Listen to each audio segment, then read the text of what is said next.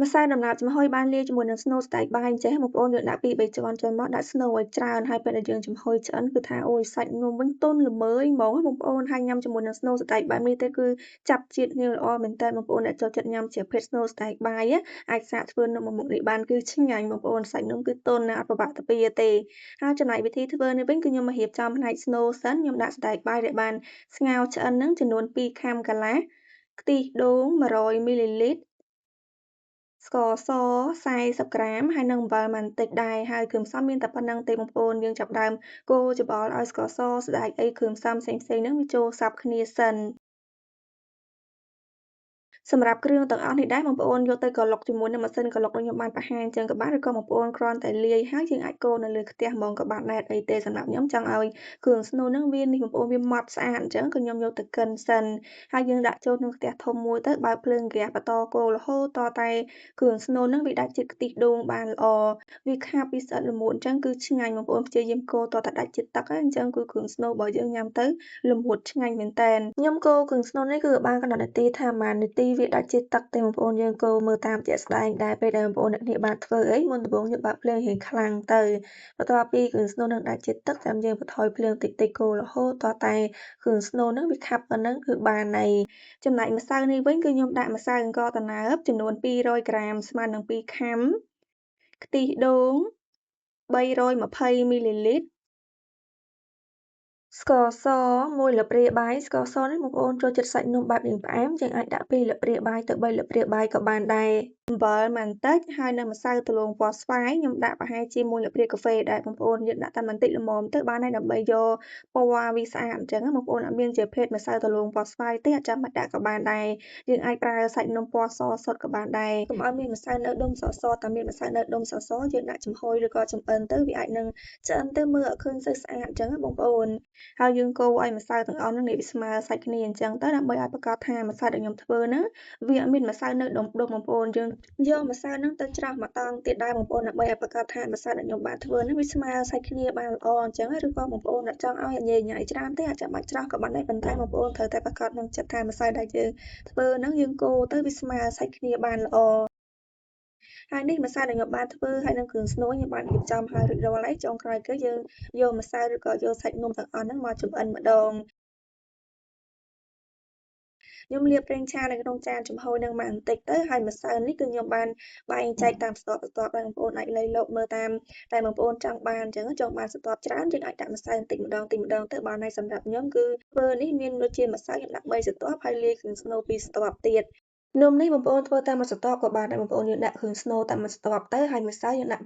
បាតខាងក្រោមហើយនិងខាងលើយើងចំហុយឆ្អិនគឺញ៉ាំឆ្ងាញ់ដូចគ្នាគ្រាន់ថាបងប្អូនធ្វើតាមមួយស្រទាប់ជាមួយនឹងគ្រឿងស្នូលអញ្ចឹងបងប្អូនអាចបន្ថយម្សៅកុំឲ្យលាយម្សៅច្រើនពេកយើងដាក់តាមម៉ាត់ល្មមទៅហើយយើងធ្វើគ្រឿងស្នូលប៉ុណ្ណឹងញ៉ាំឆ្ងាញ់ចំពោះស្នូលបងប្អូនធ្វើច្រើនអត់អីទេដោយសារតែស្នូលស្តេកនេះមិនថាច្រើនឬក៏តិចទេបងប្អូនបានធ្វើច្រើនគឺកាន់តែល្អទៀតយើងញ៉ាំឆ្ងាញ់បងប្អូនស្នូលស្តេកអញ្ចឹងគឺកូរហើយឆ្ងាញ់មែនតើញ៉ាំលេងធម្មតានឹងក៏ឆ្ងាញ់ដែរអំឡុងពេលដែលខ្ញុំរៀបចំម្សៅស្រទាប់ទី1ហ្នឹងខ្ញុំបានដាំទឹកក្តៅប្រហែលជាកន្លះឆ្នាំងពេលដែលទឹកពុះយើងលើកសាច់ម្សៅហ្នឹងទៅចំហុយប្រហែលជា5នាទីទៅ7នាទីហ្នឹងគឺឆ្អិនហើយបងប្អូនបន្ទាប់ពីសាច់ម្សៅស្រទាប់ទី1ឆ្អិនយើងយកគ្រឿងស្នូលស្តេកដែលខ្ញុំបានកូរមុនហ្នឹងយើងយកមកបែងចែកវាជាពីរខ្ញុំដាក់ពាក់កណ្តាលនៅបាតខាងក្រោមហើយយើងលៃលកឲ្យបាតស្មើគ្នាអញ្ចឹងបងប្អូនខ្ញុំដាក់ម៉ាត់ល្មមអញ្ចឹងហើយយើងវាព្យាយាមវាឲ្យស្មើសាច់គ្នាស្នូលនេះខ្ញុំធ្វើរាងតិចដែរទេបើសិនជាបងប្អូនបានធ្វើអីយើងដាក់ប្រហែលជា3ខាំកន្លះសណ្តែកស្ងោរហ្នឹងណាគឺធ្វើប៉ុណ្ណឹងគឺម៉ាត់ល្មមជាមួយនឹងសាច់ម្សៅស្នូលច្រើនហើយជាមួយនឹងសាច់នោះរបស់យើងបែបទន់ៗយើងអូយគឺថាឆ្ងាញ់ណាស់បងប្អូនខ្ញុំបានវាគ្រឿងស្នូលនឹងស្មើសាច់ម្សៅដែលខ្ញុំបានចំហុយហើយយើងយកម្សៅដែលយើងអត់ទាន់ចម្អិនហ្នឹងមកនេះបងប្អូនហើយយើងយកមកស្រូបនៅលើ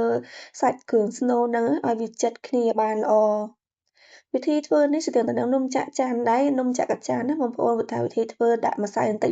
ម្ដងវាទៅស្តៀងគ្នាមែនតើគាត់ថាសាច់នំវារៀងខុសគ្នាដោយសារតែនំនេះយើងធ្វើមានស្នូលស្តេកហើយចំពោះនំច័ក្កច័នគឺយើងអត់មានធ្វើដាក់ស្នូលស្តេកស្នូលអីទេយើងប្រើតែសាច់ម្សៅសុទ្ធហើយដាក់ស្ករបែបរៀងឡមៗញ៉ាំជាមួយនឹងសាច់នំជាមួយនឹងសាច់ដូងអីផ្សេងខ្ញុំយកម្សៅហ្នឹងទៅចំហុយប្រហែលជា5នាទីទៅ7នាទីទៀតទៅចាំយើងយកគ្រឿងស្នូលទាំងអស់ហ្នឹង មកបិទឲ្យជិតម្ដងទៀតហើយចុងក្រោយគឺនេះគឺខ្ញុំចាក់ម្សៅទៅទាំងអស់បងប្អូនគឺថាលែងមានស្រទាប់អីទៀតហើយខ្ញុំធ្វើបានតែប្រហែលជា3ទៅ4ស្រទាប់ហ្នឹងទេយើងបិទឲ្យជិតអញ្ចឹងទៅហើយខ្ញុំយកសាច់ម្សៅដែលដាក់ចុងក្រោយគេហ្នឹងចំហុយរយៈពេល15នាទីទៀតគឺសាច់នំនឹងឆ្អិនហើយម្សៅចុងក្រោយនេះគឺខ្ញុំចំហុយរៀងយូរដោយសារតែវានៅផ្នែកខាងលើបងប្អូនយើងចំហុយទម្រាំតែឆ្អិនហ្នឹងយើងប្រើពេលរៀងយូរដែរម្សៅដែលខ្ញុំចំហុយហើយហ្នឹងខ្ញុំទុកទៅមួយឡែកសិនទៅខ្ញុំមកលីងម្សៅអង្ករត្នោតម្សៅអង្ករត្នោតខ្ញុំដាក់1លាបព្រាបាយបងប្អូនអាចលីងប្រហែលជា1នាទីទៅ2នាទីហ្នឹងគឺម្សៅនឹងឆ្អិនហើយគ្រាន់តែម្សៅនេះវារៀងប្រែពណ៌ត្នោតបន្តិចចឹងគឺសាច់ម្សៅឆ្អិនហើយបងប្អូនសម្រាប់ភ្លើងគឺយើងលីងនៅលើភ្លើងតិចៗទៅបានហើយ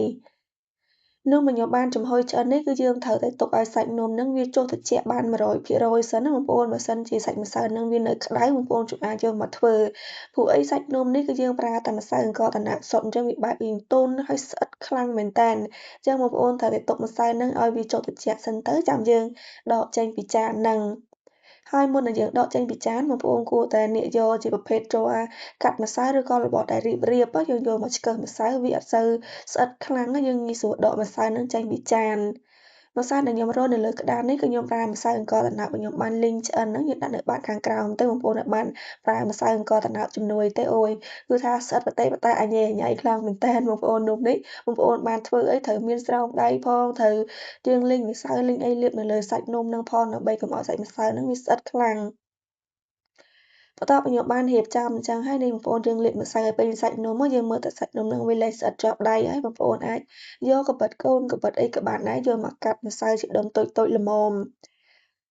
ចំពោះទំហំនំបងប្អូនចង់បានតូចឬក៏ធំអីយើងអាចលៃលកតាមចំណូលចិត្តបានសម្រាប់ខ្ញុំធ្វើនេះកាត់ម្សៅមិនជាតូចពេកហើយក៏មិនធំពេកដែរបងប្អូនប៉ុណ្ណឹងម៉ាត់ល្មមពេលដែលយើងកាន់ញ៉ាំងាយស្រួលកាន់ដែរ